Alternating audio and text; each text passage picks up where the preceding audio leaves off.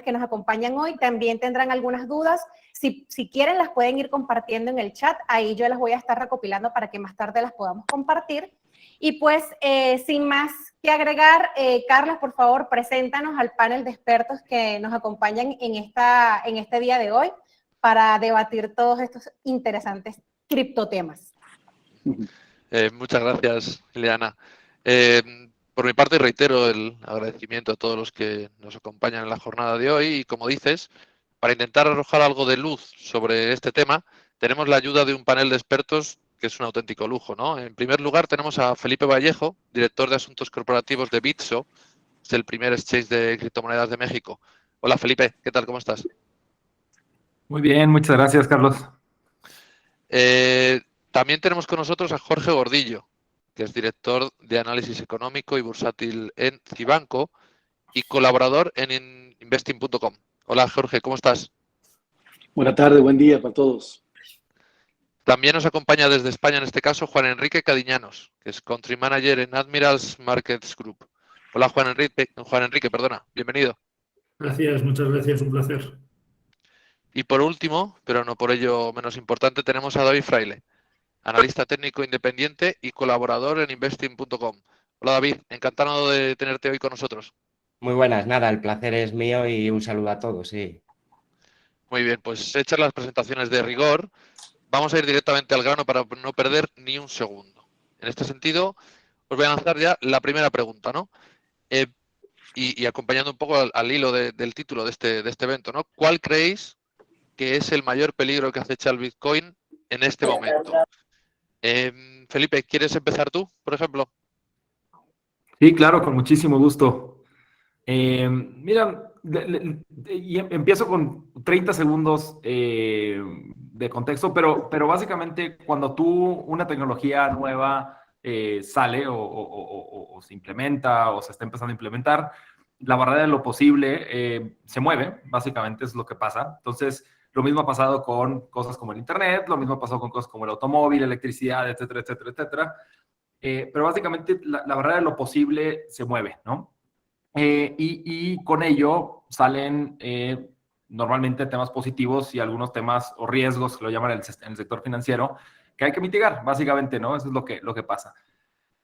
Entonces, cuando tú creas una cosa como el blockchain, como todo este sector cripto que está explotando en el buen sentido, lo que mueves es, básicamente, mueves esta barrera de mover valor de una manera fácil, de una manera rápida, empiezas a mover temas de custodia, temas de cómo funciona el dinero, empiezas a ver otras cosas de cómo descentralizar el Internet, etcétera, etcétera.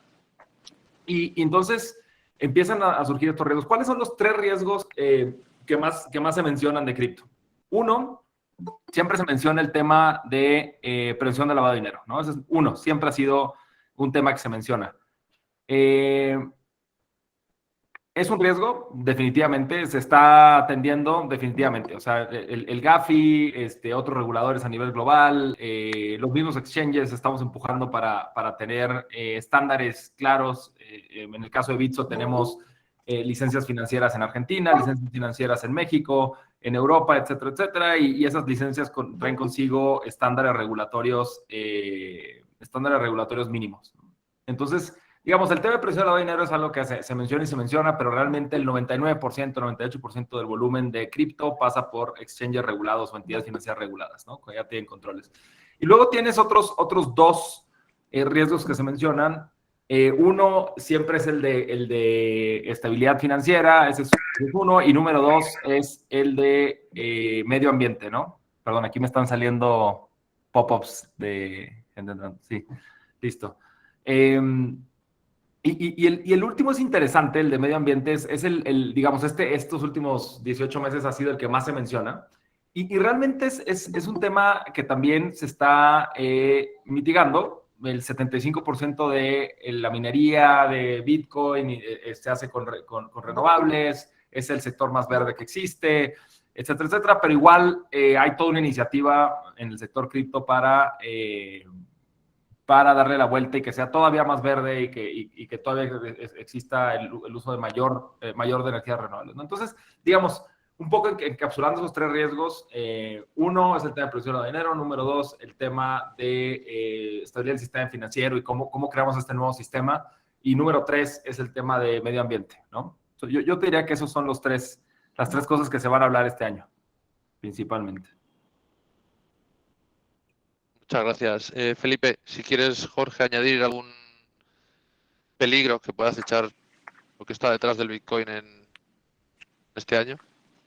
Bueno, sí, pues es una tecnología muy interesante, muy atractiva para los jóvenes, todo lo que tenga que ver con, como decía Felipe, la movilidad más rápida del dinero, el descentralizar, no depender de bancos centrales. Es muy atractivo todo eso como suena, pero al mismo tiempo pues genera mucho ruido y a la hora de volverse común, pues también te vuelves presa a la parte mala, a los fraudes, a los lavados de dinero y a todo lo que conlleva la no regulación, porque no todo es malo en la regulación en esta vida.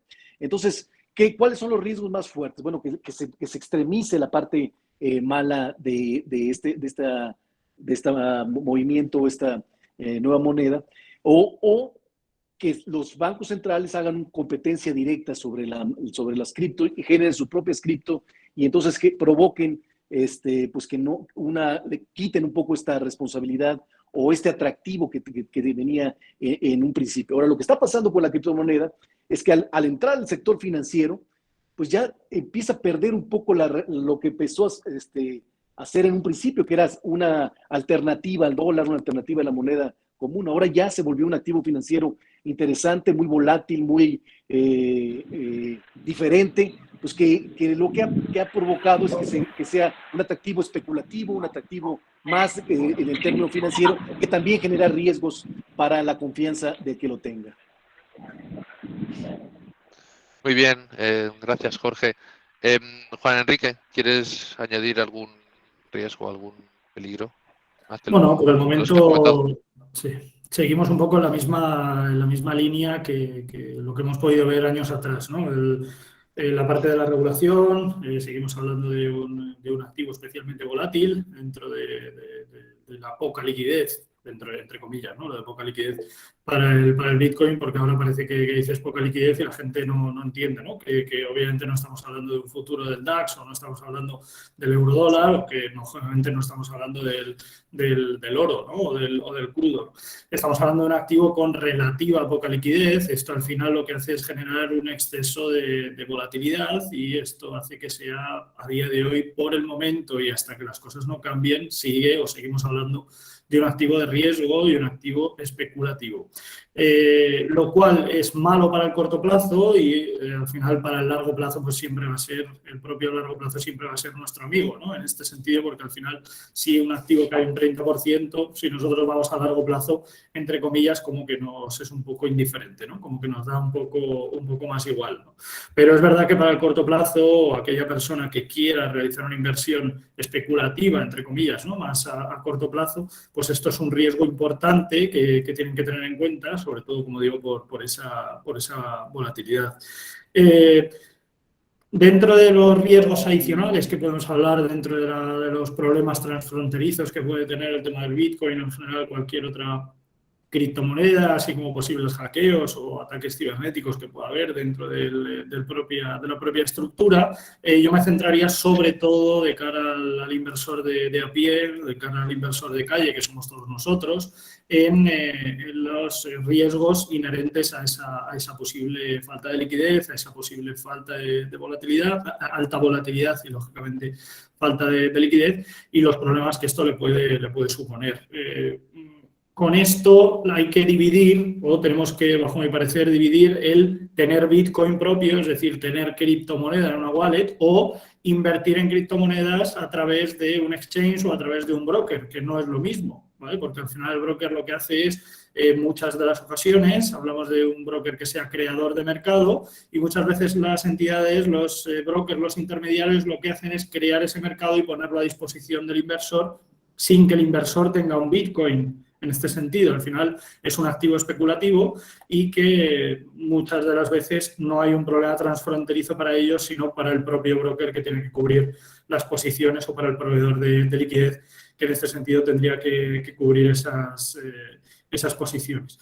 Pero básicamente es un poco esto, el problema de la no regulación y que no haya, lógicamente, un banco central detrás que pueda darle un poco a la hora de dar soporte, ¿no? En este sentido a este tipo de activos y la especulación más allá del corto plazo. Pero como digo, estos son problemas que en el corto plazo podrían ser, entre comillas, un problema, pero en el largo plazo, por supuesto, nunca lo será.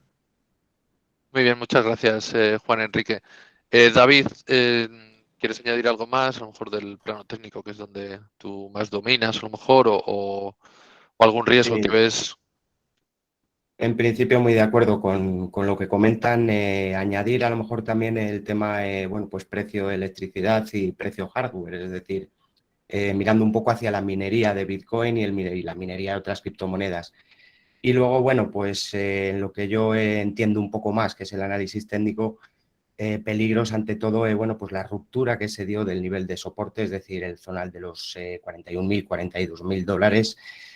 Claro, ante esta ruptura, ahora mismo hay que pedirle superar resistencias. Mientras Bitcoin esté por debajo de los 52.000 dólares, hay que mantener la precaución, porque también podemos proyectar una onda bajista, y al proyectar una onda bajista, pues bueno, estamos en una primera zona de parada, pero claro, nos está apuntando incluso a poder visitar entornos por debajo de los 25.000 dólares.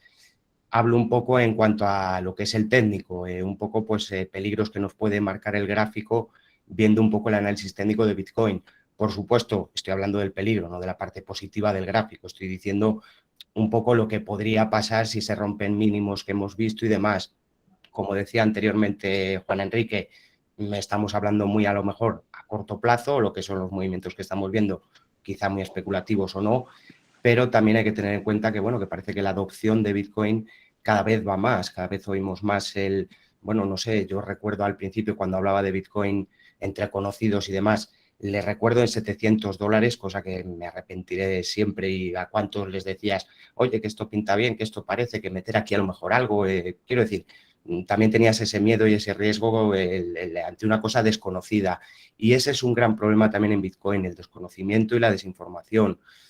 Hoy en día, hace, yo qué sé, 2, 3 años, lo que planteábamos era, oye, esto seguirá, esto será real, esto con el tiempo va a seguir existiendo Bitcoin y a lo mejor las criptomonedas que han ido apareciendo. Hoy en día, si os fijáis, la pregunta yo creo que ya es otra. Hoy en día ya es a dónde va a llegar, qué precio de entrada es bueno, se va a mover con esto, se va a mover con lo otro. Entonces, por eso digo que aspecto negativo, estamos bajo una resistencia, ha mostrado, vamos a decir, predisposición bajista en el gráfico semanal, pero bueno, hay que ver lo que va haciendo la cotización y lo que va haciendo el precio. Pero peligros que tenemos ahora mismo, yo lo que encuentro es eso, el que le está costando atacar resistencia, el que le está costando moverse al alza, no ha dado el movimiento tan impulsivo como veíamos anteriormente, y sin embargo parece que la adopción va a más. Es lo que la verdad, no que me preocupe, pero que bueno, pues me crea la curiosidad de ver qué va a pasar. Desde que han aparecido los fondos, desde que han aparecido quizás productos derivados, claro, aumenta la especulación y eso debería frenar un poco la volatilidad. Entonces, quizás es lo que estamos viendo, quizás es ante lo que estamos, pero un poco muy en línea con lo que están diciendo los compañeros, es decir, muy de acuerdo con lo que dicen. Añadir ese tema de la electricidad y el hardware, al final esos precios también para la minería encarecen el tema de la minería propia de las criptomonedas. Entonces, bueno, también es un riesgo que está ahí viendo la inflación que tenemos, la fortaleza que puede mostrar el dólar ante una subida de tipos de interés o mayores subidas de los tipos de interés, pero bueno, un poco eso. Pues muchas gracias, David, por las explicaciones. Está habiendo muchas preguntas a relación de la regulación, ¿no? Entonces, aquí podemos plantear una pregunta, que si la limitación de bitcoins a un número determinado, que todos sabemos que son alrededor de 21 millones de monedas, ¿no? Y la ausencia de esta regulación, ¿creéis que es algo que juega a favor o que juega en contra del Bitcoin? La ausencia de regulación, sobre todo, ¿no? ¿Quién quiere empezar en esta nueva pregunta? ¿Alguien? Feliz de platicar tantito sobre eso. Sí, adelante. Dale, dime. Miren, yo decir, o sea, lo primero que queremos decir con regulación, ¿no? Uno, regulación de gobierno o regulación de qué tipo, ¿no? Entonces, desde que decimos Bitcoin tiene una serie de reglas, como una regla ahorita decías, este máximo de alrededor, no exacto, de 21 millones, ¿no? De monedas, es una regla, ¿no?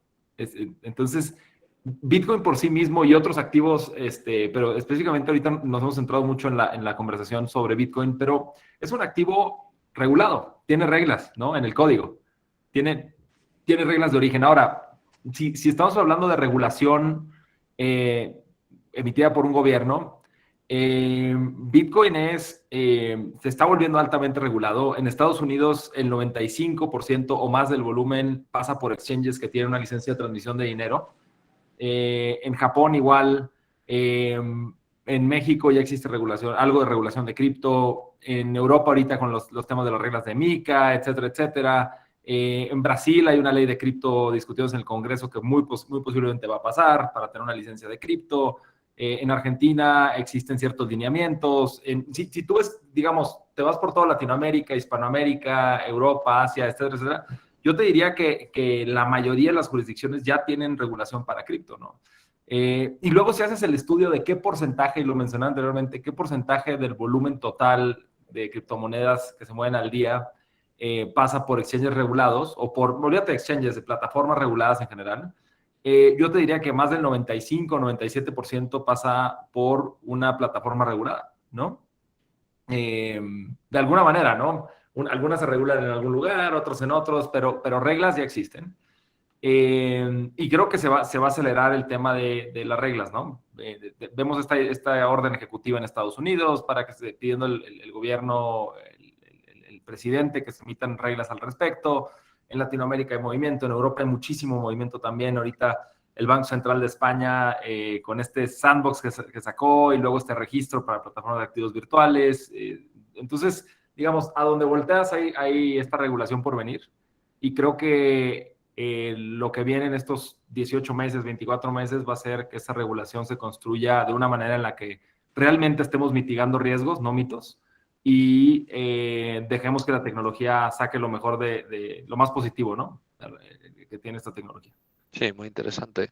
Felipe, no sé si alguno de vosotros tres quiere añadir algo más, pero al hilo de lo que estabas hablando de los bancos centrales y lo que has dicho de la Fed reciente, claro, ¿nos parece que van este tipo de entidades con las criptomonedas a dos velocidades? Es decir, por un lado, están haciendo estudios de cómo adaptar, a lo mejor, pues, monedas digitales o criptomonedas propias, y por otro lado, siempre están advirtiendo de los riesgos, advirtiendo de cuidado, advirtiendo de no son confiables 100%.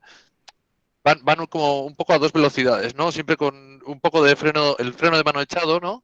Pero a la vez estudiándolo y viendo cómo pueden, en cierta manera, adoptar sus propias monedas, o cómo lo pueden controlar, algo que no se puede controlar de esa manera, ¿no? No sé qué pensáis, a lo mejor Jorge, David, Juan Enrique. Bueno, yo termino un comentario rápido. Lo que pasa es que la idea de crear una moneda desregulada, una moneda que sea fuera del sistema, es muy atractivo para todos, ¿no? Nadie quiere que estén atrás y que estén controlando tu bien diario. Entonces, eso suena muy bien, pero la única forma en que una cripto se vuelva común, se vuelva sustentable, es que esté regulado. Como dice Felipe, no hay otra manera. Y nosotros que trabajamos en bancos nos regulan de esa forma. Ese es el único sector que tiene que estar regulado, simplemente por el hecho de que manejas los recursos de la gente. Tú no te puedes dar el lujo de decir, ya no tengo dinero para regresar los ahorros que tiene, porque puedes destabilizar un país, puedes tronar un sistema económico. Entonces tienes que tener una garantía que les dé, en el último de los casos, la razón de su dinero, de sus recursos. En todo el área de bancaria siempre tenemos un área de riesgos que todo el área que está en el negocio siempre quiere más y siempre quiere que no la estén molestando. Porque si es que esto nunca pasa, nunca va a haber una manera, nunca va a haber un momento en donde no haya recursos o se destruya. La tecnología está tan bien hecha que esto no puede funcionar. No, siempre hay una forma en donde siempre hay una manera, hay un momento donde sí va a haber una crisis, donde no haya recursos, donde no tengas garantías para las personas, y eso es lo que tienes que garantizar, porque te puede tronar. Ya lo vivimos con Lehman Brothers, ya lo vivimos con las crisis financieras. Te puede garantizar, te puede provocar una crisis financiera mundial, y si no vas camino a una cierta regulación. Muchas gracias, Jorge.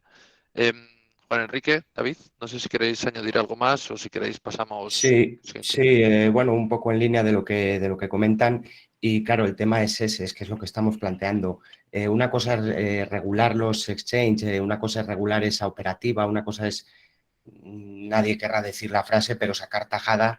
Y otra cosa es que tú puedas regular Bitcoin o blockchain. Es que se regula solo. Quiero decir, blockchain, tú no puedes entrar a tocar esas normas intrínsecas que tiene el código y demás. Es decir, él mismo está autorregulado. Otra cosa es que queramos regular esa operativa, que queramos regular esas billeteras, que los bancos quieran entrar ahí. Y claro, has andado muy fino diciendo esas dos velocidades. No es ser crítico o no crítico. Es decir, o sea, me estás diciendo que las criptomonedas son peligrosas, me estás diciendo que Bitcoin es peligroso, que no te metas ahí, pero a la vez espera que yo te cree una moneda digital que yo te voy a controlar. Es que ahí está el tema y ahí está, pues, mucho de los holders y de la gente que va a largo plazo en Bitcoin, su confianza está precisamente en eso, en que esa criptomoneda o Bitcoin o, bueno, otros proyectos, no voy a entrar, pero que, bueno, que te van a dar esa libertad.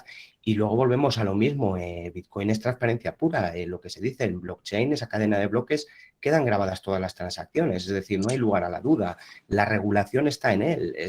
Quiero decir, blockchain es a la vez un sistema de regulación. Otra cosa es lo que vamos, no, quiero regular todo ese mercado porque ahí quiero entrar yo también. Por supuesto, en el lado que dice Jorge, claro, por supuesto que todos queremos que si yo tengo el dinero en una billetera, alguien también vele por mí. Claro, la propia blockchain, la propia tecnología es la que vela. En ese sentido, ahí está también el riesgo.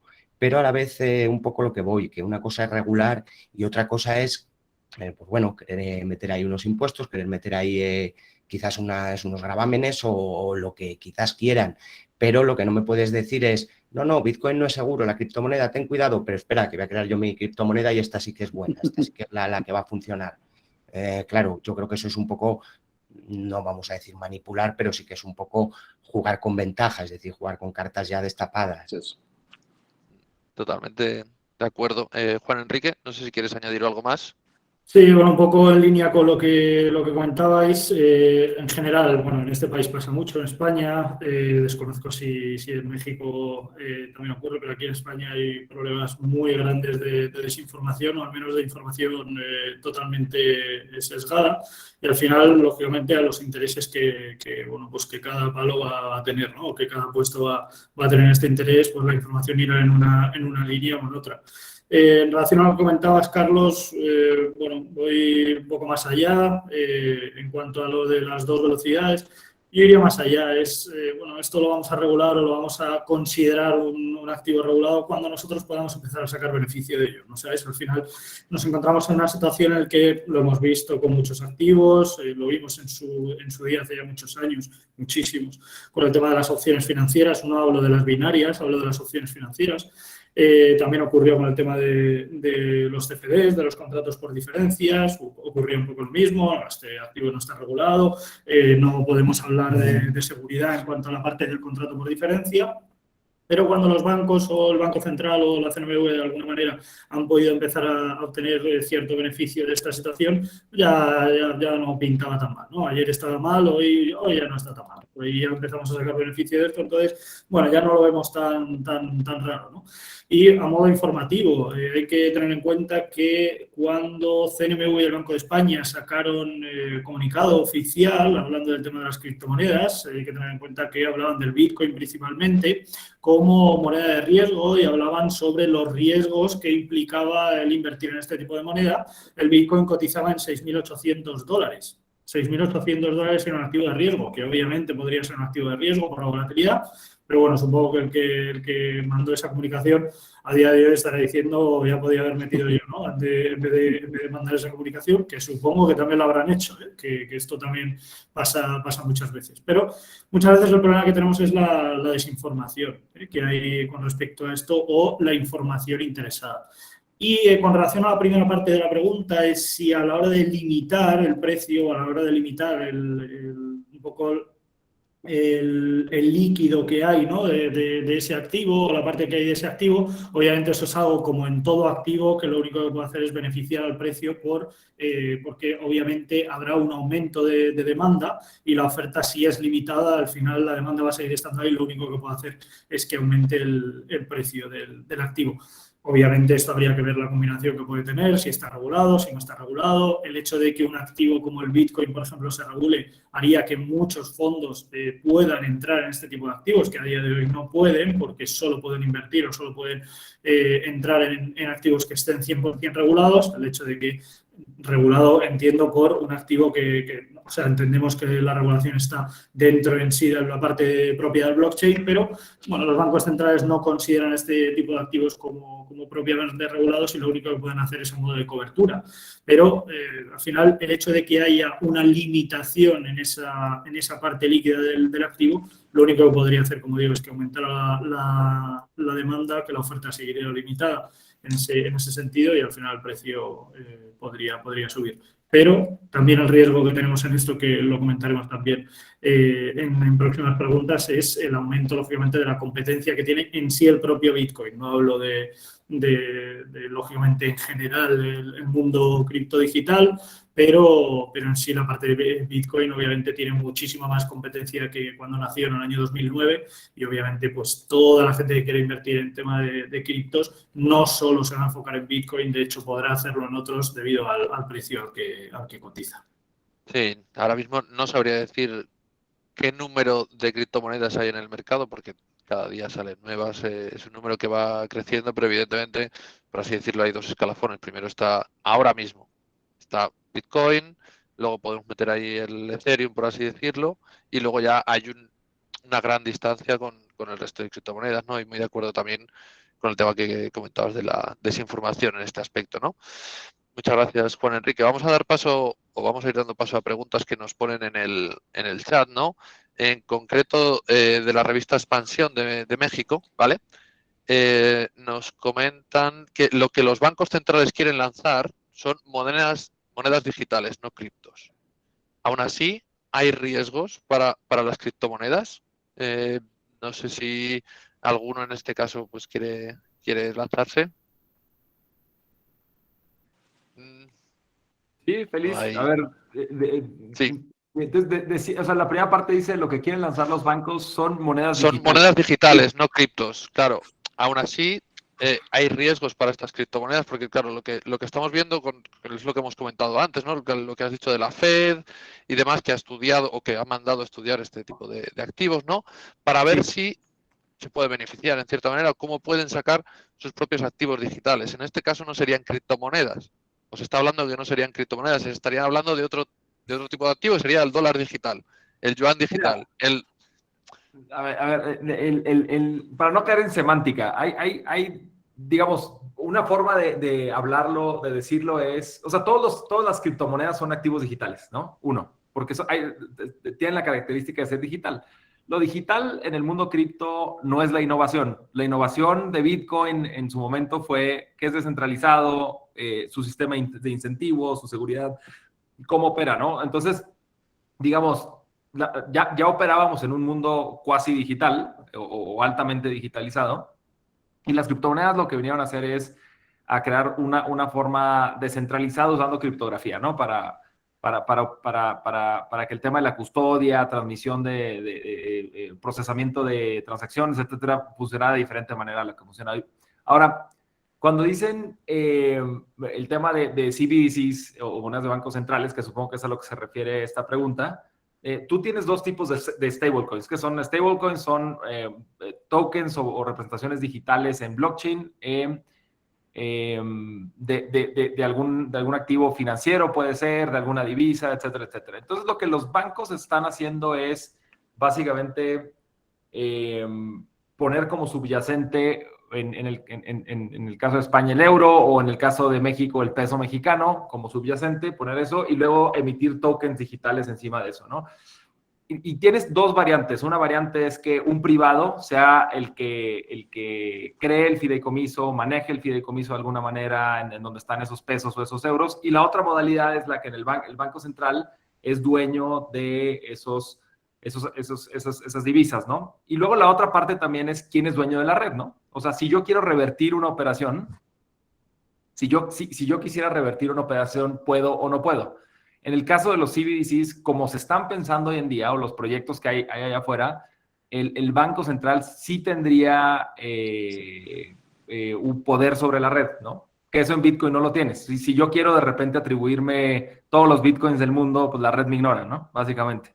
En cambio, con un CBDC, lo que tienes es que el Banco Central pudiera, en los proyectos que hay ahorita, en este momento, pudiera tener mayor poder que los otros nodos, digamos, ¿no? ¿Qué riesgos crea eso? Tiene pros y cons, ¿no? El que lo haga un banco central, uno, pues tiene completa transparencia de todas nuestras operaciones. Creo que Jorge hablaba del tema de privacidad, pero realmente no muchísima gente valora su privacidad. Lo ves en los correos de email, las claves que pone la gente, 1, 2, 3, 4, gente publicando en Facebook toda su vida, desde el baño casi, ¿no? Entonces, la gente muchas veces no valora tanto la privacidad, entonces es un problema para los que sí lo valoramos, pero que el Banco Central sepa exactamente en qué gastaste, cómo gastaste, etcétera, etcétera. Y luego la otra parte es el tema de la reversibilidad de las operaciones, ¿no? Si alguien, si el Banco Central decide que esos fondos que son míos, no son míos, los puede mover de vuelta, etcétera, etcétera. Entonces son como que esas dos partes, la de seguridad y la de privacidad, estas dos variantes en la de stablecoin, que estas ya existen y las generan privados, y luego estos CBDCs que son stablecoins de alguna manera en el cual el gobierno tiene control. Entonces, ese es un poquito el resumen como de los riesgos de los CBDCs, ¿no? Y luego la otra parte es que estás entregando dinero al Banco Central directo a usuarios, ¿no? Podrías hacer eso. Y hay toda esta discusión de qué representa esto como riesgo sistémico, ¿no? Para los bancos centrales. Sí, así es. Es un poco extraño que quieran prohibirlas o quieran regularlas por un lado y a la vez quieran hacer las suyas propias, ¿no? Es un poco extraño en cierta manera, ¿no? Ahí hemos comentado. No sé si Jorge o algún otro quiere comentar algo. Un comentario pequeño. Bueno, yo sí creo que es una competencia. Claro que le va a hacer ruido a las criptos, la moneda digital de los bancos centrales. Nadie quiere perder hegemonía y por todos lados se ha buscado golpear al dólar para que ya no sea el hegemónico en el mundo. Y cada crisis decimos, este es el momento, ahora va a ganar el yuan, va a ser así, ahora la criptomoneda va a reemplazar. Todavía Estados Unidos tiene muchos recursos y mucha fortaleza para aguantar unas décadas más como hegemónico. Entonces, el Banco Central, la Fed va a hacer pleito, que logrando hegemonía en moneda digital o como sea, en contra de otra moneda en los siguientes años. A lo mejor en algún momento sí va a pasar esto que están diciendo, sí va, la tendencia es para allá. Cada vez se intenta, China intenta ser hegemónico. Esta situación en Ucrania y Rusia también está provocando algunas ideas en el mundo, pero todavía vemos el control muy fuerte sobre dólar, sobre el mundo. Y bueno, la misma política monetaria en Estados Unidos también ha provocado que el Bitcoin se vuelva especulativo en mayor, o sea, que los que sean más atractivos para comprarlo sean los inversionistas, los especuladores, porque ha abaratado tanto el dinero, la tasa de interés por tanto tiempo en 0%, que no hay opción de inversión. Entonces hay que buscar opciones para invertir y ha hecho que el riesgo de estas monedas sea mucho más grande de la que había, la que se consideraba en años anteriores. Muy bien, Jorge, muchas gracias. No sé si queréis añadir algo más o si no paso a la siguiente pregunta de los usuarios. Te iba a decir, Carlos. Sí. Que, bueno, más o menos sí lo que se está diciendo, que al final, una criptomoneda es una criptomoneda. Si la quieres llamar moneda digital, también la puedes llamar divisa digital y ya es otra cosa diferente. O sea, al final hay una tecnología detrás, estamos hablando de una moneda digital y, claro, también ahí se puede leer o ver entre líneas por qué los bancos centrales están queriendo crear monedas digitales. Si un poco lo que volvemos a lo mismo, si esto es peligroso, si esto es muy de riesgo, si esto no se sustenta en nada, ¿por qué creas tú entonces ahora una moneda digital? ¿No será lo contrario, que lo que tienes miedo es que lo que se pueda estar atacando es la moneda fiduciaria, la moneda tradicional. Y luego un poco, claro, lo que comentaban, las stablecoin, al final el dólar digital, cada uno en su plataforma, cada exchange tiene acceso a un dólar digital, creo que hay muchos casos que está respaldado por dólar físico.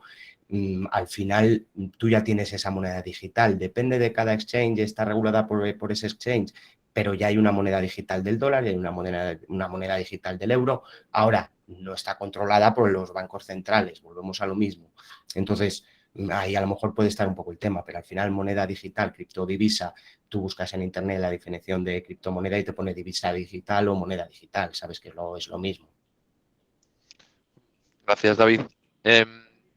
No sé si, Juan Enrique, ¿quieres añadir algo más para hacer el turno completo en esta No, ocasión? bueno, muy brevemente, también, a ver, con relación a la parte de las criptos en general, mucha parte con relación a lo que comentaba David, con respecto al tema de lo de la electricidad, ¿no? Que mucho, o sea, se empieza, sobre todo ahora que el tema de la luz está dando mucho que hablar por la subida de precios y demás, se critica mucho, ¿no? Todo el tema de blockchain, el cómo minar, etcétera, etcétera. Y se empieza a hablar mucho desde la parte de los bancos centrales sobre esta situación, porque no es sostenible, porque no crea en este caso un mercado o no viene desde una parte de energía sostenible, que comentaba Felipe también al principio, con la parte de energías renovables. Pero yo nunca he oído a ningún banco central hablar sobre la guerra de divisas entre Estados Unidos y China para devaluar moneda a ambos países porque su moneda tiene que estar más debilitada por el mercado que exportan y lo que genera lógicamente el devaluar esa moneda es una creación de paro a cifras totalmente insostenibles. Eso no parece relevante desde el punto de vista de los bancos centrales. Preferimos criticar lo que, como decía antes, a día de hoy no nos confiere beneficio, no nos da beneficio y obviamente está mal, pero luego cuando creamos el euro digital ya verás cómo eso va a ser una maravilla, bueno, va a tener una tecnología detrás totalmente estructurada, sólida, sostenible y que lógicamente tiene el respaldo del Banco Central Europeo, que es una maravilla, ¿no? Sí, muy de acuerdo. Aquello que no es tuyo, que no puedes controlar, evidentemente, siempre vas a ir un poco en contra, siempre vas a decir que no es lo realmente todo lo bueno que sería si lo controlo yo.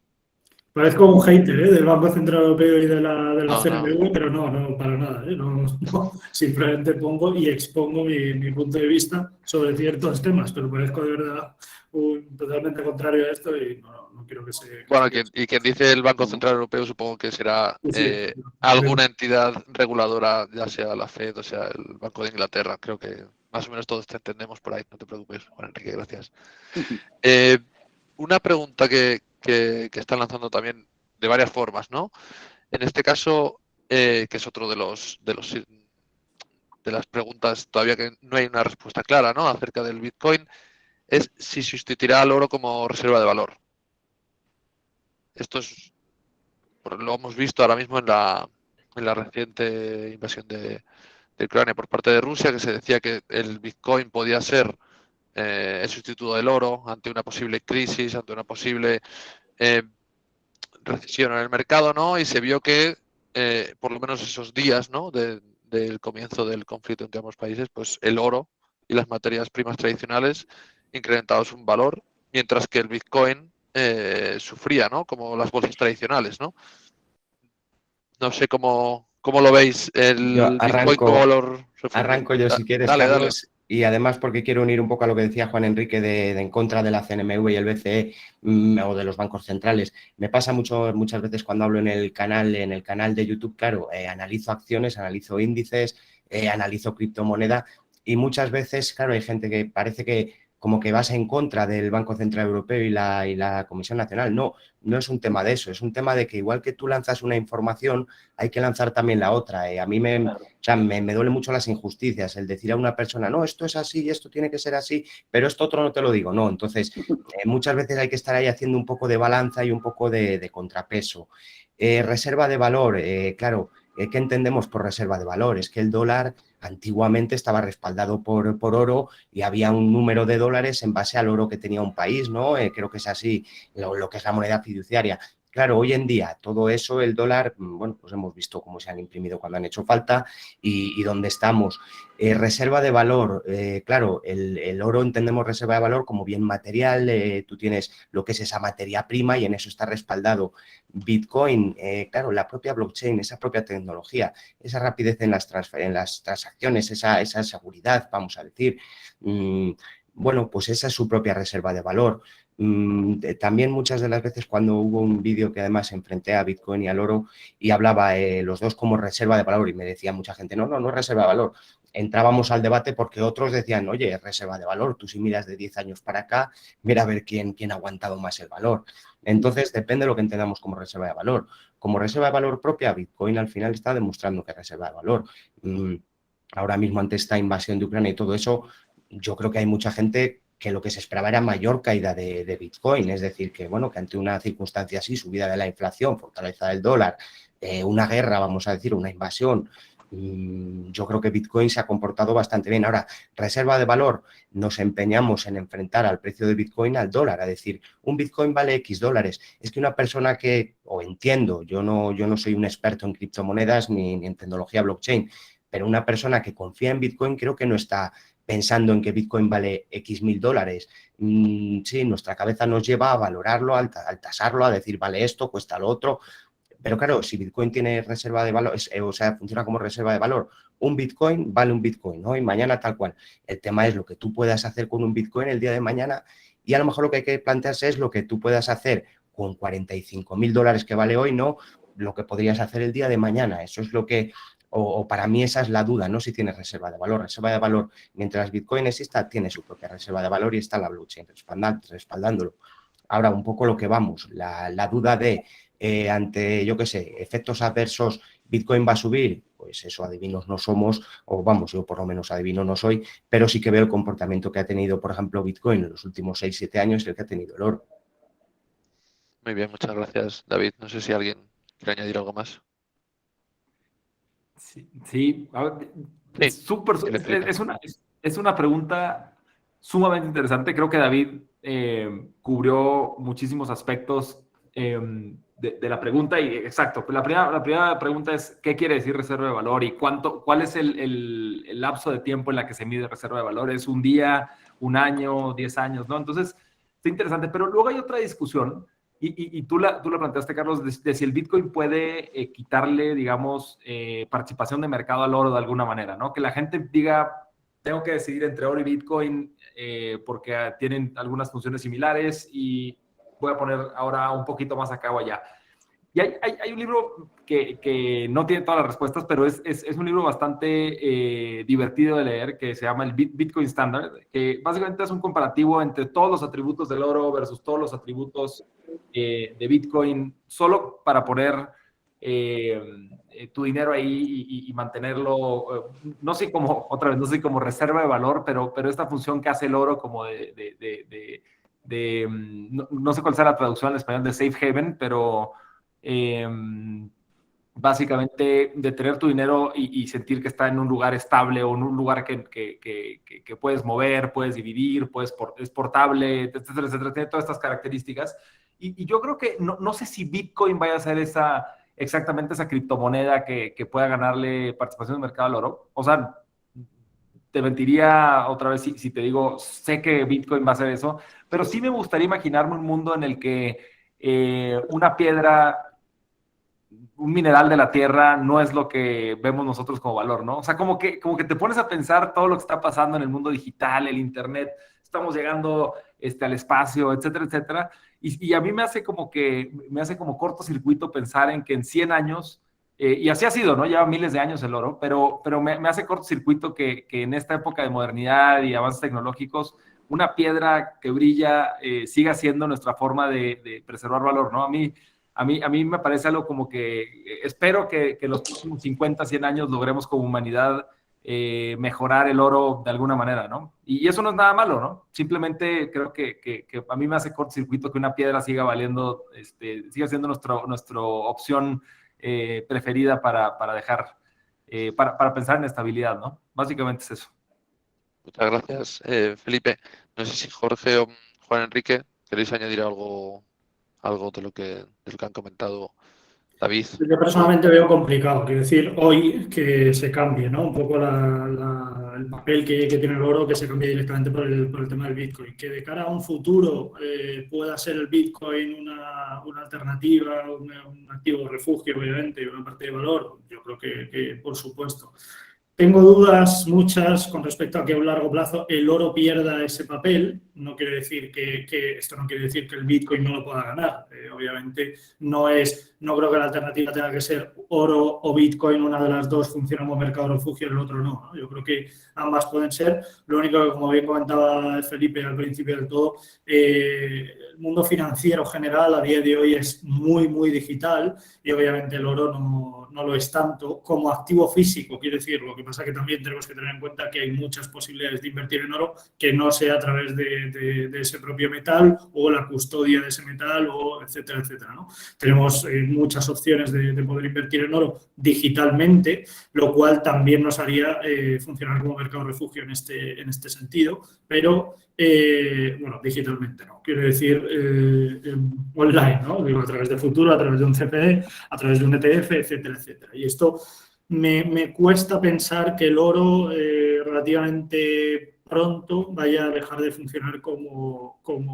mercado refugio como tal. Esto no quiere decir, como digo, que el Bitcoin no pueda pasar a ser uno de los activos refugios como tantos otros, ¿no? Como puede haber en el caso del níquel, o puede ser la plata, o hemos podido ver en el paladio recientemente, digo, desde hace relativamente pocos años. Muy bien, muchas gracias. Bueno, Enrique, también tenemos que tener en consideración que, claro, los años que lleva en funcionamiento el Bitcoin comparados con el oro, pues también tiene una pequeña diferencia, ¿no?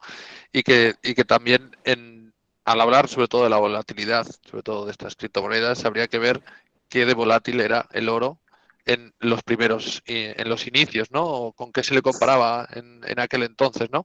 Que también sería algo interesante de ver. No sé, Jorge, si quieres añadir algo acerca del... No, yo creo que todo está dicho, coincido con todos. Yo lo único que quiero poner en contexto es la situación actual en la que vivimos, porque hoy vivimos una época, llevamos 20 años en una época con una política monetaria dominante en Estados Unidos muy diferente a anterior. Cada vez tenemos menos tasas de interés. Si tú graficas la tasa de interés de los últimos 50 años, cada vez es menor y cada vez se estabiliza menos. O sea, el gobierno norteamericano ha buscado financiarse, ha buscado financiarse a través del mundo y lo ha hecho dominando. Y ha invadido al mundo de liquidez financiera. Y este exceso de liquidez ha provocado mucha volatilidad en los mercados financieros, ha provocado que los precios en sí de los activos financieros no correspondan a sus fundamentos que deberían de estar. Y esto nos hace confundirnos a veces del valor real que debe tener cada activo financiero. Entonces, en esa situación estamos. Por eso el oro de repente subía mucho y de repente se estancó, se moviéndose con el ciclo financiero, el ciclo de tasas de interés de Estados Unidos, y en algún momento le pasará al Bitcoin si estas cosas no cambian. Ahora, ¿esto es sostenible? A lo mejor no. O sea, ya el mundo tiene mucha deuda en general. En algún momento esto va a quebrar. Es la preocupación financiera de todo el mundo. Y bueno, por supuesto que simplemente en ese contexto estamos y en ese contexto nos dirigimos, y en algún momento va a haber un cambio fuerte en el sector financiero que le dé sostenibilidad a esta situación. Muy bien, muchas gracias, Jorge. Hoy hemos conocido, por ejemplo, por poner alguna noticia de actualidad, ¿no? Aquí en el debate, ¿no? Que el fondo del multimillonario Ray Dalio se está preparando para invertir en un vehículo externo con exposición al sector de las criptomonedas, ¿no? Y con él cada vez son más los inversores y los diferentes fondos eh, para invertir en Bitcoin, ¿no? Esto por un lado es bueno porque ofrece muchas más alternativas, ¿no? Pero por otro puede hacer que el Bitcoin replique o funcione de la misma manera que hace, por poner un ejemplo y por poner algo que se ha comentado últimamente, el índice Nasdaq, ¿no? ¿Qué pensáis de que si cada vez se introducen nuevos fondos o la gente o institucionales apuestan por el Bitcoin, pueda replicar o pueda funcionar igual que está funcionando ahora mismo el Nasdaq, con sus subidas, con sus bajadas, y deje a un lado la volatilidad, por un lado, pero claro, también tiene su parte negativa, ¿no? ¿Que alguien se anima a empezar esta pregunta? Me animo yo. Hombre, volvemos un poco claro, lo comentaba antes y de hecho yo es algo que vengo viendo en los últimos movimientos de Bitcoin, en las caídas últimas de los índices, tal, es verdad que lo ha replicado, bueno, pues más o menos ha compasado la caída con ellos. Cuanto más entre institucional y cuanto más entre, vamos a llamarle el capital inteligente, es probable que más replique esos movimientos.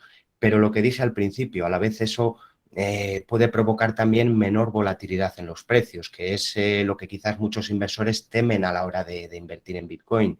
Si tú al final tienes ahí capital inteligente, si empieza a moverse los precios o a haber menos rangos de movimiento en el precio, eso es lo que llamamos menor volatilidad, también a la vez puede atraer a otros inversores que cuando hay volatilidades más altas, bueno, pues no quieren entrar. Y otro de los problemas que yo veo al entrar, bueno, pues institucionales y todo lo demás, es ya sí, pues la probabilidad de manipulación. Manipulación, entiéndase, bueno, pues los movimientos de precio que a veces se dan en ciertos índices y en ciertos activos que pueden aparecer también en Bitcoin. Muchos dirán, bueno, pues si Bitcoin ya tiene movimientos súper erráticos y movimientos muy volátiles, ya, pero no es lo mismo que, bueno, pues que haya un capital detrás en busca de ese movimiento a que se dé intrínsecamente porque el mercado o porque hay más demanda o menos demanda o mayor oferta. Muy bien, muchas gracias, David.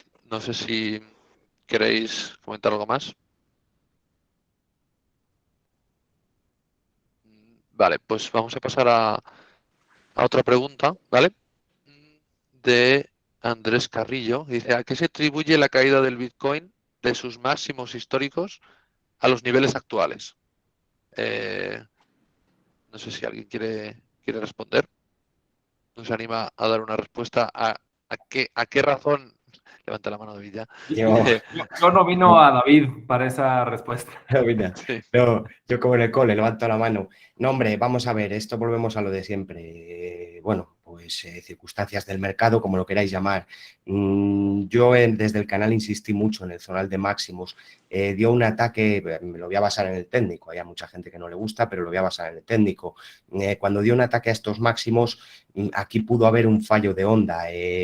Yo en el canal lo comenté, que había un zonal que mientras no se rompieran los 70.000 en cierres, que podía parecer un movimiento brusco. ¿Me esperaba toda esta caída? Por supuesto que en el momento no te la esperas, pero a mí por técnico, quiero decir, habrá otras circunstancias seguro, pero a mí por análisis técnico, esta zona me salía como zona de venta. El que quiera mirarlo por si no me cree, que entre a mi canal en YouTube, hay un vídeo, no sé dónde está, que se lanzaba la alerta, peligro, además lo puse, bueno, pues que estaba bastante detallado. Bueno, entrad al canal y le veis el vídeo porque se marcaba el nivel exacto en el que se dio la vuelta.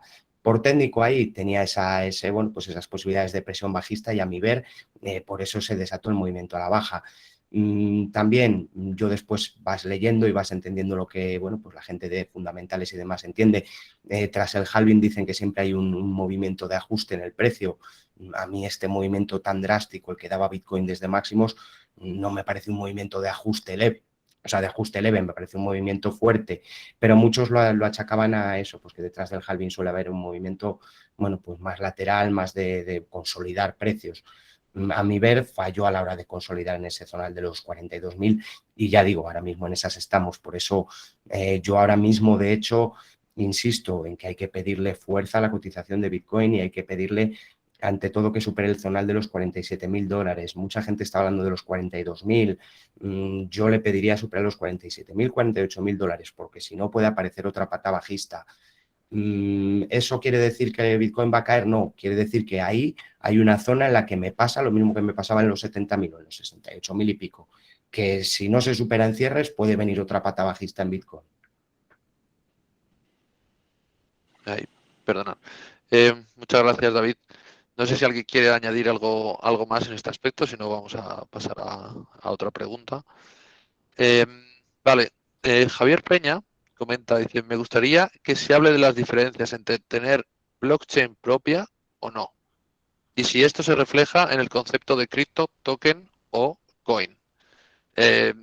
No sé si alguien quiere añadir algo más.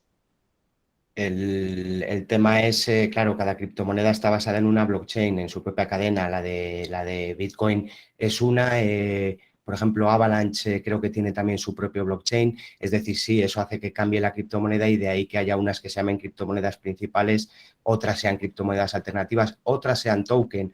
Hay muchos tokens ahora, bueno, Shiba Inu muy de moda, hay muchos tokens basados en la red de Ethereum, en la ECR20 creo que es.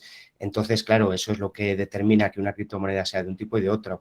¿Qué es lo que, bueno, pues a lo mejor el informático especialista en blockchain y que entiende los proyectos a la perfección y que lo conoce y demás, yo ahí no llego, pero el especialista yo entiendo que también sepa ver si tiene mayor trazabilidad, si tiene mejor velocidad en las transacciones, si es más o menos segura, y en base a eso pues es donde entra la rivalidad de, no, yo soy de Ethereum, no, yo soy de Bitcoin, no, que Cardano no se mueve y es una stablecoin, ahí entran un poco esas rivalidades y bueno, un juego bonito también entre inversores en criptomonedas, pero eso es lo que, bueno, pues diferencia un poco unas criptomonedas de otras y a criptomoneda de token quizás, que es la diferencia. Un token está basado en la blockchain de otra criptomoneda, como en el caso que comentaba, pues está basada sobre la red de Ethereum.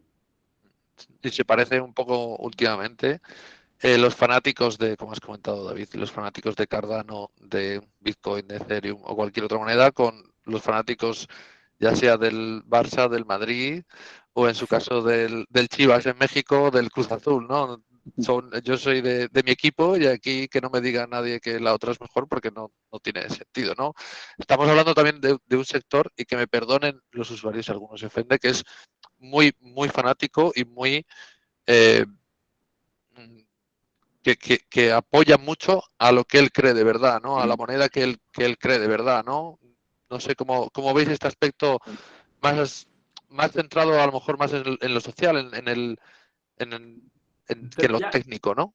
Ya existía este concepto de open source y yo creo que es un concepto altamente potente. O sea, básicamente como existe el sistema financiero hoy, no es open source. O sea, yo sí, como Felipe Vallejo, soy una persona técnica que quiere programar en el código del sistema financiero, del sistema de pagos de mi país. No puedo contribuir al código, ¿no? Y esa es una diferencia grandísima, ¿no? Estos sistemas open source ya operan, o sea, no es un concepto nuevo ni mucho menos. El WhatsApp que usamos a veces, todo el encriptado, etcétera, etcétera, fue desarrollado en esta modalidad, ¿no? Gente que entra en el Internet y quiere contribuir con código a algo. Y esto como, no sé si la palabra es como tribalismo o como fanatismo, si le quieren llamar fanatismo, muchas veces no es nada más una pasión por algo. Ha hecho que o sea, se hagan muchísimas mejoras a diferentes blockchains, y hay toda esta carrera y esta competencia por crear el blockchain más eficiente, más seguro, y luego por marketearlo, porque pues, existe este incentivo, esta gente tiene tokens de la red porque creen en esa red, etcétera, etcétera. Pero es un concepto súper potente. O sea, yo creo que el concepto de open source, en 99% de los casos, al menos si tomas como criterio innovación, en 99% de los casos, un protocolo open source va a ser mucho más rápido que uno centralizado, ¿no? Y permisionado. Entonces, también otra diferencia entre tokens o entre tokens cerrados y abiertos es un poco entre el Internet y el intranet, ¿no? El Internet es mucho más lento, mucho más, con menos innovación, etcétera, etcétera. El Internet es más rápido, más abierto y con otros problemas, ¿no? Básicamente. Muy bien, muchas gracias, Felipe. No sé si Jorge o Juan Enrique queréis añadir algo más en este aspecto.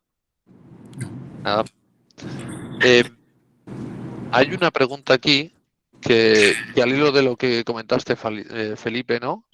Dice Alejandro Palacio, ¿las CBDC podrían salvarnos de la inflación? Esto ya va para nota, ¿eh? Esto es ya nivel experto. Ahí. Porque claro, estamos viendo que con la inflación y lo que hemos comentado antes también, que el número limitado de bitcoins, en cierta manera, lo que va a hacer es que si el precio del dinero, si la máquina de hacer billetes, ¿no?, continúa en funcionamiento, evidentemente los dólares, los euros, los billetes van a valer menos, van a tener menos valor. Sin embargo, el bitcoin, por poner este ejemplo que estamos tomando siempre, ¿no?, como de referencia, si solo tiene una cantidad, dentro de 20, dentro de 10 años, dentro de 5 años, ese precio en teoría incrementaría o tendría que incrementar, siempre teniendo en cuenta lo que hemos hablado antes, ¿no? Regulación, riesgo y otro tipo de factores, ¿no? ¿Crees que los CBDC podrían salvarnos de la inflación? Mira, los CBDCs, básicamente lo que tienes es este activo, o bueno, esta divisa, y se emiten tokens sobre ella. Entonces, en el tema de la inflación no cambiaría mucho, porque el Banco Central sigue teniendo la posibilidad de emitir más moneda, ¿no? Entonces, lo único que hacen los CBDCs diferentes al dinero como lo conocemos es básicamente la forma de portarlo, transmitirlo y dividirlo, ¿no? Entonces, yo tengo un peso, un CBDC basado en el peso o en el euro, lo que yo podría hacer es desde mi celular, sin tener un banco atrás, tal vez pudiera transmitirlo a alguien más, pudiera mandar una fracción pequeñitita de ese pedazo de euro o de peso, lo que sea, sin una comisión muy grande, ¿no? Se vuelve mucho más transmisible, más barato moverlo, más portable. Pero el tema de inflación sigue siendo el mismo, ¿no? El activo subyacente sigue siendo el peso o el euro, en el caso de los CBDCs, ¿no? Lo que sí es, si tú no quieres Bitcoin porque es muy volátil o para tu apetito de riesgo, tú puedes comprar en lugar de Bitcoin stablecoins en dólares, en euros, en lo que quieras, y tener esa facilidad de portarlo, transmitirlo y dividirlo, que tiene esas ventajas los stablecoins o los CBDCs, que es un tipo de stablecoin, en mi opinión, ¿no? Pero no cambia mucho el tema de hedge como para la inflación, ¿no? Muchas gracias, Felipe. Yo creo que más o menos has podido contestar y salvar ahí esta pregunta de nivel alto, ¿no? Por así decirlo, muy técnico, ¿no? Si queréis añadir algo más, podéis siempre interrumpirme y demás. Al resto de usuarios. Te iba a comentar, Carlos, Ah, que, sí, hombre, dime.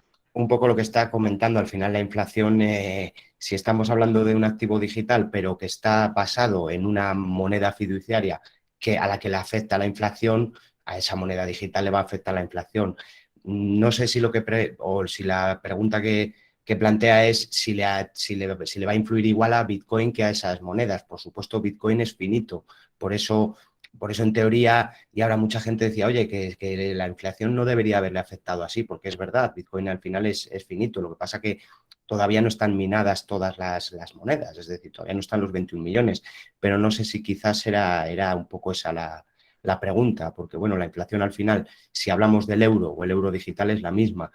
Un poco en relación con lo que ha comentado además Felipe de las stablecoin, volvemos a lo que hemos empezado, el desconocimiento. El desconocimiento lleva a mucha gente, bueno, pues a no darse cuenta de lo que permite ahora mismo y ojo, no me paga ningún exchange, no soy defensor de los exchange ni vivo de ello, ni mucho menos.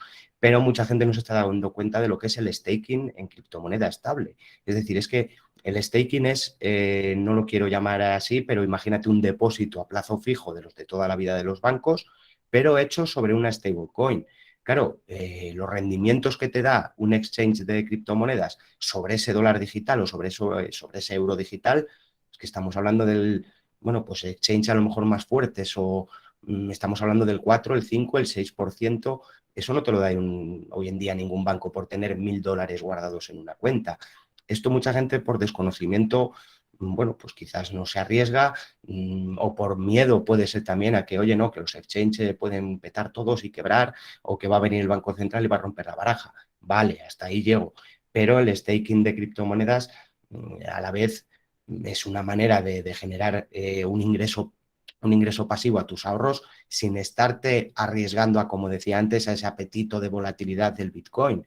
Vale, mételo en euro o en dólar digital y hazte un staking y lo tienes ahí generando, ¿sabes? Ingresos pasivos. Entonces, bueno, pero bueno, que de la inflación, que me he ido un poco del tema, la inflación creo bueno, que al euro digital o el dólar digital le afectaría igual, salvo que digan, no, es que a partir de que queremos el euro digital los bancos centrales vamos a limitar pero ya nos lo dijeron con el oro y ya hemos visto cómo lo han limitado. Entonces, bueno. Muchas gracias, David. No sé si tenéis algo más que añadir, porque estás hablando del... A ver, yo no soy un 100% un experto en criptomonedas, ¿no? Y estáis hablando a lo mejor de nombres un poco técnicos, ¿no? Has hablado antes del halving, estás hablando ahora del staking. No sé si alguien quiere dar un poco de luz, por lo menos en estos dos conceptos que a lo mejor para vosotros son muy básicos, ¿no? Pero a lo mejor para otros usuarios, pues, y aunque lo has explicado un poco que el staking puede ser más o menos como un depósito, ¿no? Pues hacer un poco de educación financiera, porque yo creo que es importante también el intentar, cada vez que hablamos de criptomonedas, no solo el poner en valor los riesgos o las bondades que puede tener el invertir en criptomonedas, sino también el explicar cada vez un poquito algunos términos que se dan muchas veces por entendidos y que no son tanto, ¿no? No sé si alguien quiere explicar brevemente lo que es el staking y el halving, perdón. Levantas la mano, venga, dale. Sí, feliz. Digo, no sé, igual David quiere... Dale, quiere no, dale, adelante, Felipe, adelante. Bueno, dividiros un término cada uno, no pasa nada, y así seguimos con los siguientes. Mira, nos vamos a poner yo creo que un poquito técnicos y voy a cerrar con un comentario de por qué creo que no es relevante para todos saber exactamente cómo funcionan todas las criptomonedas, pero de inicio hablábamos de que existen ciertas reglas dentro de los protocolos o de Bitcoin y de otras monedas, pero hay un concepto en Bitcoin que es básicamente la minería, ¿no? Y entonces Bitcoin lo que haces tú es cada ciertos minutos, aproximadamente 10 minutos, se cierra una página, digamos, del libro de contabilidad, que quiere decir quién le transfirió a quién diferentes Bitcoins. Y cada vez que se cierra esa página, la forma de validarla, y lo estoy simplificando, ¿no? La forma de validar esa página del libro de contabilidad de Bitcoin, que es completamente transparente y puedes verlo online. Básicamente la forma de cerciorarse que esas transacciones sean legítimas es que se crea un problema de matemáticas complejo que cualquier persona alrededor del mundo puede resolver con poder computacional, ¿no? Y esa es la famosísima minería, ¿no? La persona o la computadora o el mining pool que resuelve ese problema primero, básicamente recibe una recompensa y eso es lo que hace que el sistema siga funcionando, ¿no? Cada aproximadamente 4 años, esa recompensa se parte a la mitad, por eso se llama halving, ¿no? Y entonces empieza en 25, luego 12.5, bueno, creo que empezó en 50, 25, luego 12.5 y luego así 6.25, etcétera, etcétera, y ahorita vamos ahí y eso se le llama halving. Ahora, tú tienes otra forma otro mecanismo de consenso o de certificar esas páginas del libro de contabilidad que se llama Proof of Stake. El primero se llama Proof of Work porque básicamente necesita poder computacional. El Proof of Stake básicamente es otro sistema. Y no sé, David, si quieres explicarlo, feliz de explicarlo, pero tú dices, para no dividirnos la tarea.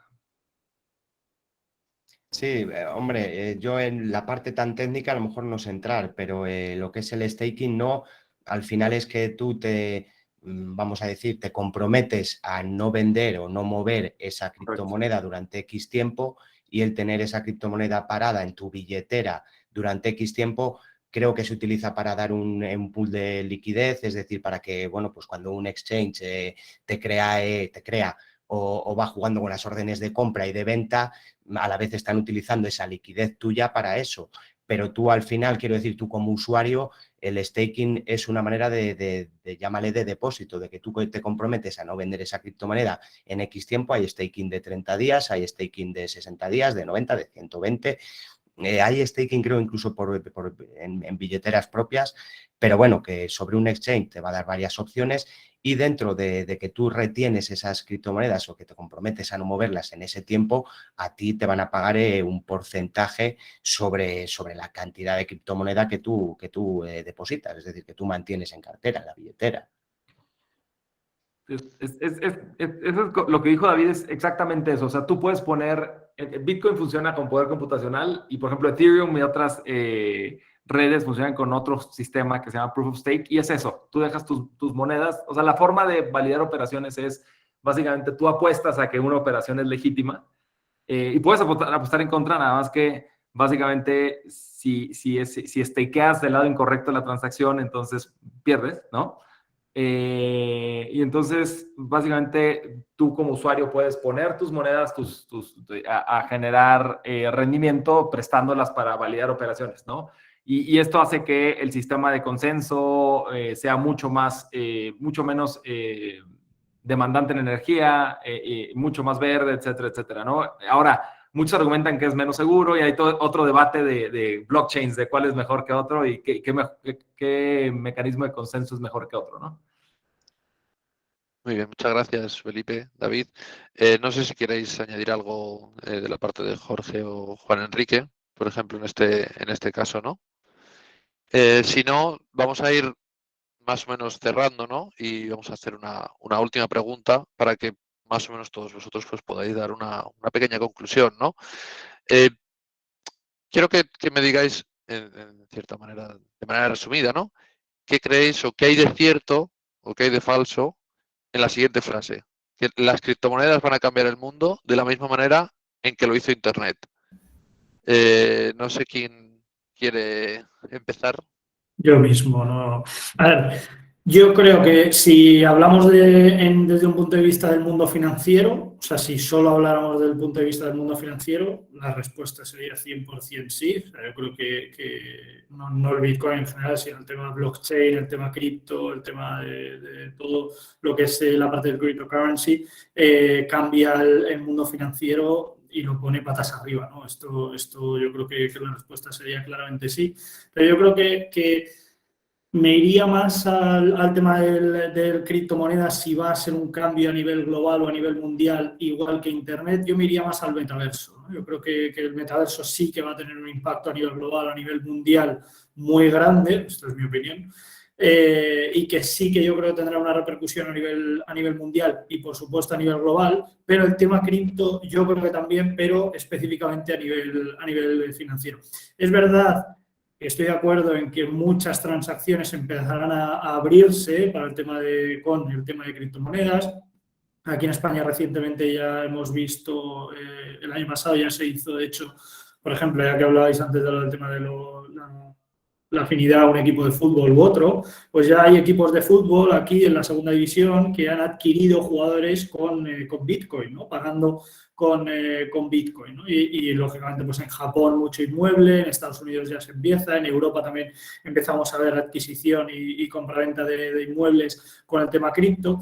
Y yo creo que a nivel financiero, obviamente, todo lo que es la moneda digital y todo lo que es la parte de cryptocurrency sí que tendrá un impacto enorme, pero a nivel global yo creo que sería más ligado a la parte del metaverso que a lo que es la moneda digital.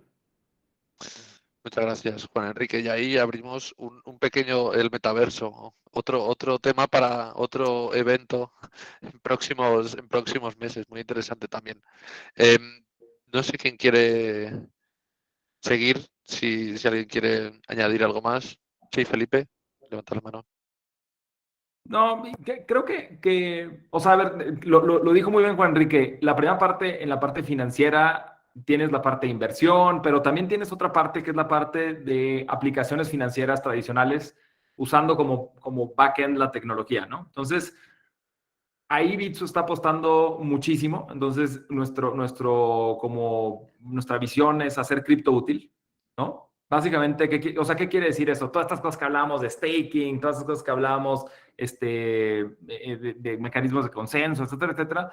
En mi opinión y mucho de la opinión de Bitso es, básicamente, poca gente sabe cómo funciona su tarjeta de crédito, ¿no? Tú vas, la usas, ¿quién sabe cómo funciona el algoritmo?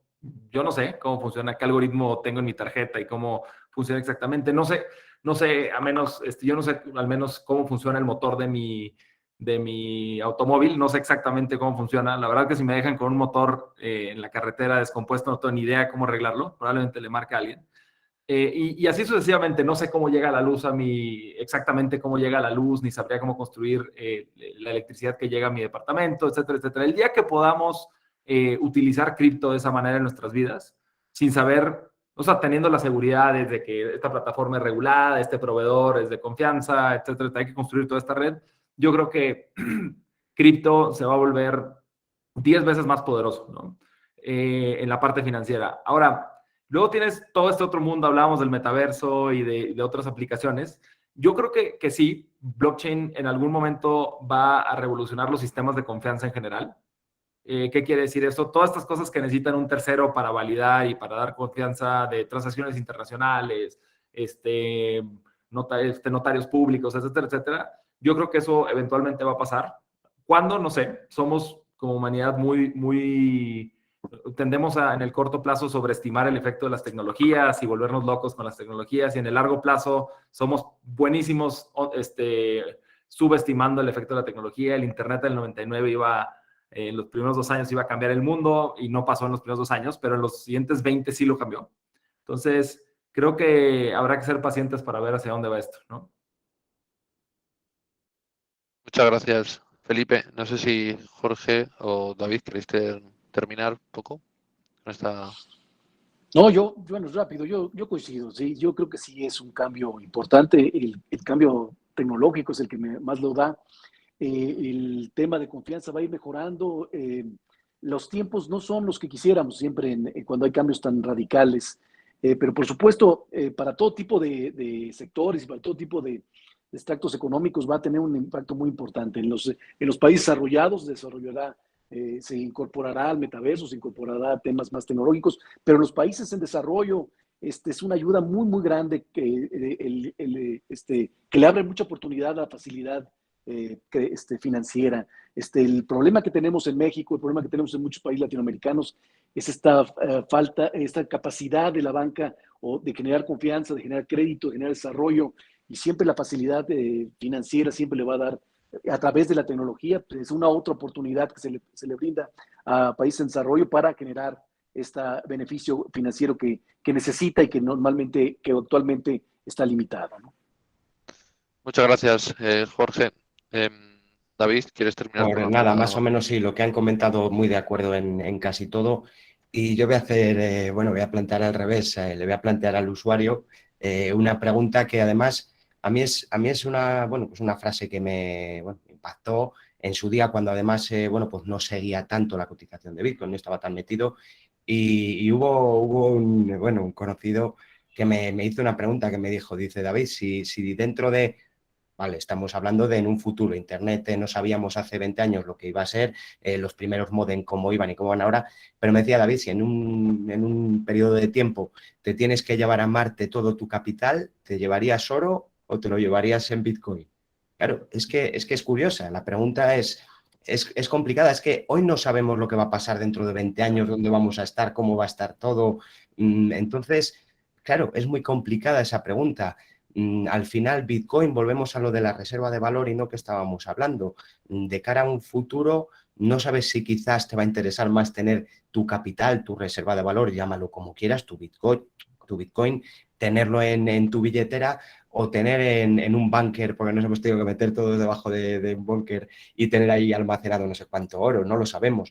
Pero lo que está claro es que esto está dando una oportunidad de cambio. Es decir, es verdad que antes no existía, antes tenías la moneda de los bancos centrales, la moneda fiduciaria y demás, y ahora tienes esta otra alternativa. Por supuesto, todavía Bitcoin, claro, hoy en día sí, gracias a los exchanges puedes comprar pequeñas partes y demás, pero todavía no hemos pasado a ver qué pasa si se divide en fracciones, y cuando estén los 21 millones puedo crear otras, vertientes del Bitcoin, pero que pertenecen a Bitcoin. Es decir, no sabemos dónde va a llegar esto. Como ha comentado Felipe, paciencia, ir viendo, y tú verás si quieres sumarte a la adopción, quieres entrar un poco al mundillo o no. Es decir, eso ya es decisión de cada cual. Aquí cada uno tendrá su opinión y demás. Hoy en día, lo que te digo, esa pregunta, hace bien poco hemos vivido como en Rusia no se bloqueaba capital, bloqueaban cajeros, no podían sacar dinero. En Canadá no sé qué pasó también con unos transportistas. Claro, a esa gente le estaban bloqueando su dinero, o sea, no tenía acceso a su dinero. Eso con una billetera no le pasa. Entonces, pues bueno, ahí lanzo yo esas otras preguntas. No, muy, muy interesante, y también dependiendo de si en la nave influye el peso o no, tendrías que llevarte más o menos oro, o un USB o una billetera, ¿no? O un exchange que seguro que ocupa un poco menos. Y si viene Elon Musk con nosotros, que por lo visto le gusta la pizza, hay que meter también unas pizzas ahí. Sí, muy interesante. He visto ahora una pregunta que realmente este tema no lo hemos tocado y me gustaría por lo menos tocarlo muy de pasada, ¿no? Dice Luis Fandiño, esto es como el tiempo de descuento, ¿no? Sacamos la cartulina y decimos 4 minutos más. Luis Fandiño, ¿cómo veis el caso de El Salvador? De manera muy breve, porque tampoco quiero extenderme mucho más de 1 hora y media más o menos de tiempo, ¿no? ¿Cómo lo veis? ¿Alguien que quiera dar una opción o una visión positiva o negativa del caso del Salvador? ¿Cómo le está funcionando? Bueno, yo rápido. En todo cambio tan importante y tan incierto, es muy importante ir con calma, porque va a haber tropiezos, va a haber muchas dificultades en estos cambios tecnológicos, en estos cambios de estructura. Mientras se hace profundo este nuevo sistema, pues puede ser sujeto a especulación, como ha sido sujeto. Ahorita decían, ¿por qué llegó a máximos, de ahí cayó? Pues que ahorita está claramente en cierto nivel de especulación. El año pasado se le dio mucho dinero en efectivo a muchos jóvenes en Estados Unidos que les sobró dinero y metieron dinero en donde sea sin entender cuál era en lo que estaban metidos. Ese tipo de situaciones provocan movimientos irracionales y pues pueden provocar una crisis mayor. En el caso de Salvador está muy, muy arriesgado a perder mucho dinero. Claro, tiene la confianza que el fondo lo va a respaldar, lo va a rescatar siempre, pero claramente es un riesgo adicional en los momentos y en la profundidad que se encuentra hoy la criptomoneda actualmente. Muy bien, muchas gracias, Jorge. No sé si queréis añadir algún apunte más en este aspecto de tipo de descuento, ¿no? Voy a apuntar que hoy leía que Honduras, creo que también estaba planteándose hacer lo mismo que El Salvador. Entonces, bueno. Y Malasia también está pensándoselo, por lo visto. Bueno, son países que en cierta manera pues el peso o el valor de su moneda pues es el que es, ¿no? Y que ven en el Bitcoin una opción para mejorar ahí. No sé si Felipe o Jorge o Juan Enrique queréis añadir algo más al respecto, alguna conclusión, ¿no? Bueno, yo creo que pues al final muchos países, muchas empresas, ¿no? Irán también en esta línea, no solo por necesidad, porque es verdad que ahora lo vamos a ver muy creciendo, ¿no? En la parte por necesidad, por facilidad, lógicamente agilidad en las transacciones. Obviamente muchas empresas, muchos países podrán optar también, ¿no? por esta parte. Como digo, no hay que ligarse solo a, bueno, este país lo está haciendo por necesidad. No, es que hay otros países que lo pueden dar como alternativa a lo que ya tienen a día de hoy y dejarlo lógicamente como una posibilidad. muy bien, muchas gracias, Juan Enrique. Bueno, pues si no queréis añadir nada más, la verdad es que ha sido un placer estar aquí con todos vosotros. Muchas gracias a todos por vuestra participación en este evento, ¿no? La verdad es que ha sido un auténtico lujo haber podido contar con todos vosotros. Gracias, Felipe, Jorge, Juan Enrique y David. De verdad que ha sido un placer. Y a vosotros, oyentes y espectadores que estáis al otro lado de las pantallas, ¿no? Gracias por vuestra participación, gracias por estar con nosotros, ¿no? Esperemos que este evento os haya parecido interesante y haya podido resolver algunas dudas relativas al Bitcoin y las criptomonedas, ¿no? que teníais.